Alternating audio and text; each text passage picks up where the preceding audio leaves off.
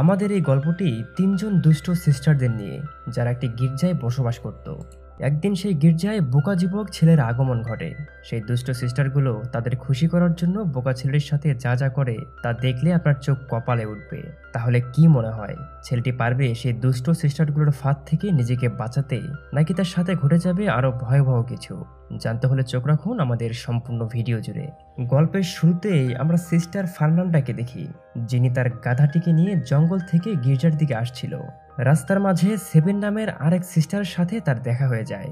সে তখন ফার্নান্ডাকে জিজ্ঞেস করে, গত রাতে তুমি কোথায় ছিলে? ফার্নান্ডা উত্তর দেয়, প্রতিদিনের মতোই আমার গাধাটা কালকেও পালিয়ে গিয়েছিল, আর তাকে খুঁজতে গিয়েই ভোর হয়ে যায়। সেভেন অবাক হয়ে বলে, আমি তো রোজ গেট ভালোভাবে বন্ধ করি, তারপরও গাধা পালিয়ে যায় কি করে? এদিকে তাদের কথার মাঝে গির্জার মালি নূর তাদের দিকে বাজে নজরে দেখছিল এবং তাদের উদ্দেশ্য করে খারাপ ইশারাও করছিল। মালির এরকম আচরণে দুইজন সিস্টার তার উপর অনেক রেগে যায়। এর পরের দৃশ্যে আমরা গির্জার ভেতরে প্রধান সিস্টার মারিয়াকে দেখতে পাই। তিনি ফার্নান্ডাকে তার রাতে গির্জায় না থাকার কারণ জিজ্ঞেস করে। সে জবাব দেয়, দীর্ঘদিন গির্জায় বন্দী থাকার কারণে তার একঘেয়েমি লাগছিল, এজন্য সে বাইরে গিয়েছিল নিজের মতো করে সময় কাটানোর জন্য। তবে এর থেকে আমরা বুঝতে পারছিলাম ফার্নান্ডা এখানে থাকতে চায় না, তার বাইরে গিয়ে খোলা বাতাসে বসবাস করার খুব ইচ্ছে। এর কয়েকদিন পর সিস্টার আলেকজান্ডার বাবা তার সাথে দেখা করতে আসে। তিনি জানান অতিরিক্ত যৌতুকের কারণে তার বিয়ের জন্য কোনো ভালো ছেলে পাওয়া যাচ্ছে না।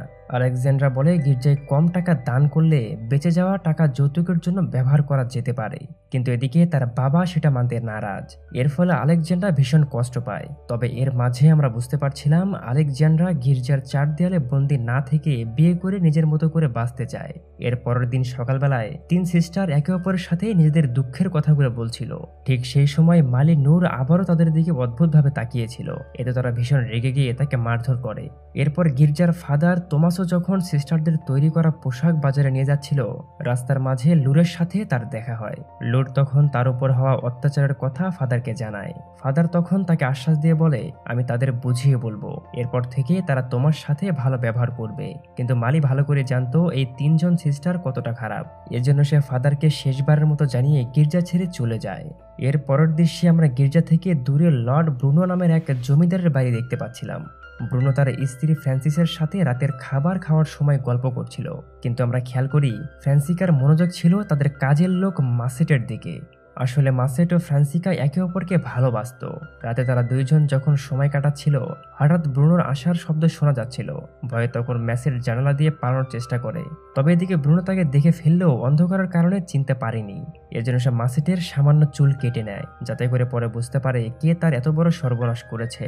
কিন্তু এর পরদিন সকালবেলায় দেখা যায় তার সব কাজের লোকের চুল একইভাবে কাটা, কারণ মাসেট রাতে সবার চুল কেটে দিয়েছিল, যার ফলে ব্রুনো তাকে ধরতে পারে না। সে তার স্ত্রীকে হুমকি দিয়ে বলে তাকে উপযুক্ত শাস্তি দেওয়া হবে।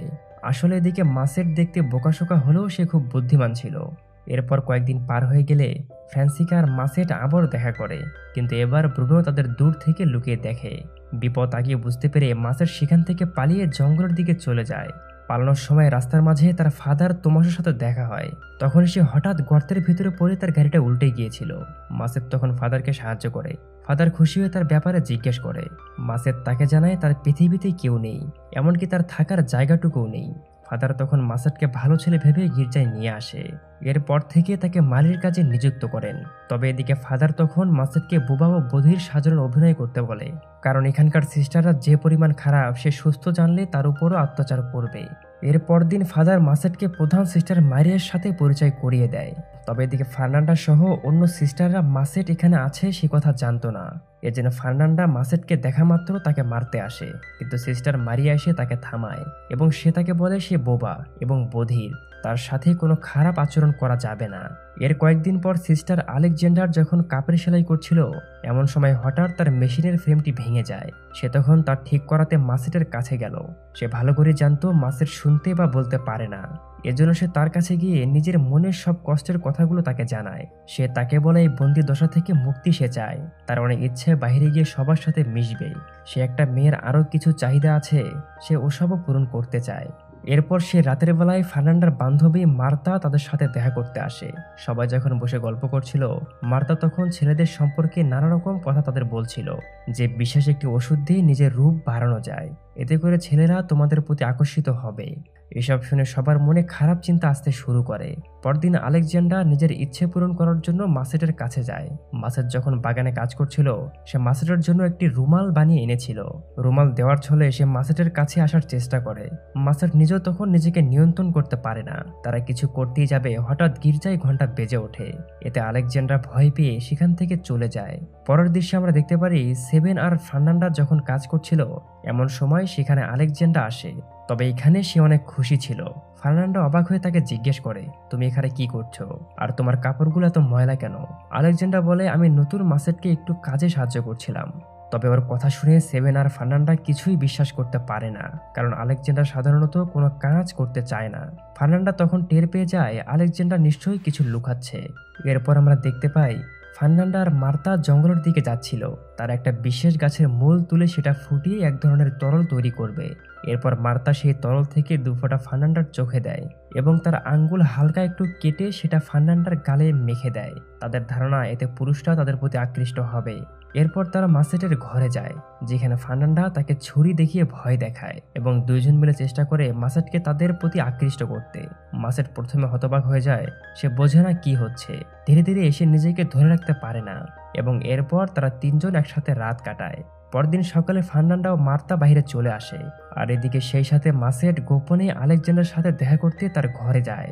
এরপর দুজনে কিছু করতেই যাবে, কিন্তু ঠিক তখনই হঠাৎ করে ঘরে ঢুকে পড়ে এক বয়স্ক সিস্টার। তখন ভুল করে মাসেট কথা বলে ফেলে।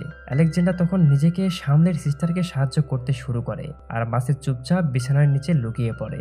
এরপর সুযোগ বুঝে জানালা দিয়ে পালিয়ে যায়।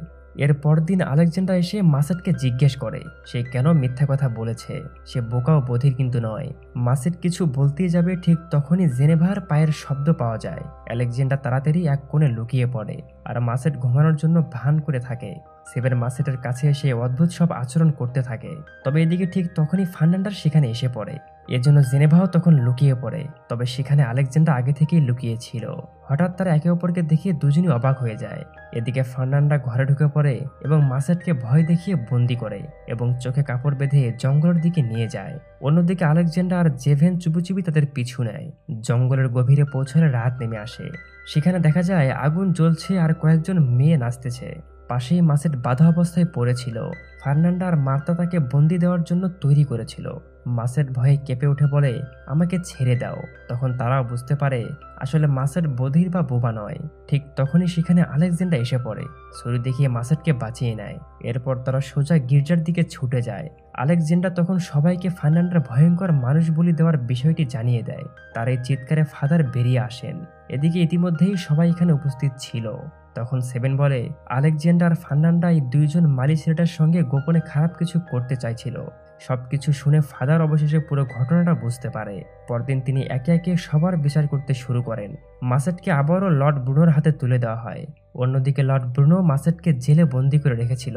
মাসেট বারবার সিপাহীদের কাছে ছেড়ে দেওয়ার অনুরোধ করছিল, কারণ ব্রুনো তাকে নিশ্চিত মেরে ফেলবে। এরপর দেখা যায় 3 সিস্টার একসাথে মন খারাপ করে বসে আছে। তারা নিজেদের করা ভুলের জন্য একে অপরের কাছে ক্ষমাও চায়। এর জন্য তারা ঠিক করে যেভাবেই হোক তাকে বাঁচাতে হবে।